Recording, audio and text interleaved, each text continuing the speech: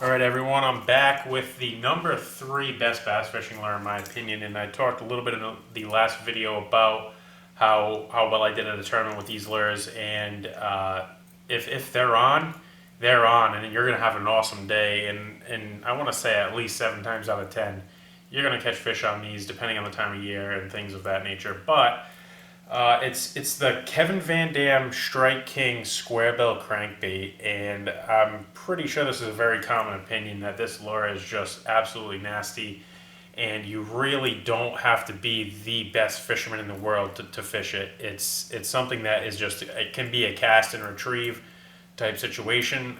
You can throw it around vegetation, you can throw it around rocks, docks, and you're likely to pick up some fish. So it dives to, I believe it's supposed to dive to around like 4 feet ish. That's normally what I would say it runs when I'm using it.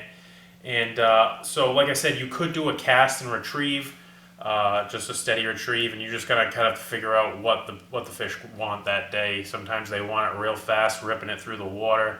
And just keep in mind that the faster that you reel, the deeper it's going to dive, and the slower you reel, the closer it's going to stay to the surface.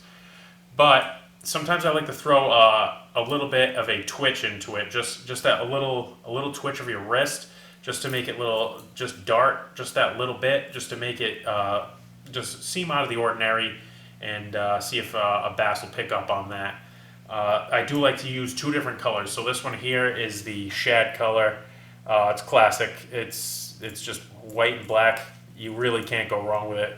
Throw that anywhere. But I've really liked, and if you've seen a couple of my videos, you kind of probably know why I like it. This bluegill color, only because here in Rhode Island, bluegill is the main source of forage for bass around here. So they love crushing bluegills, and the paint job on it is very detailed, but it's just that it has the color of the bluegill is more what you're looking for. And they have that little rattle in there. You can get some that rattle, some that don't rattle. I prefer the ones that rattle. Just gives it a little bit more attention from the fish, I find. But yeah, I'll swap out this middle hook here for a red hook, just to give it that bleeding bait type look to it. But yeah, you really can just go around fan casting this. You can cover a ton of water. So if you don't really know where fish are going to be and they're being finicky, you can just start covering a ton of water with this.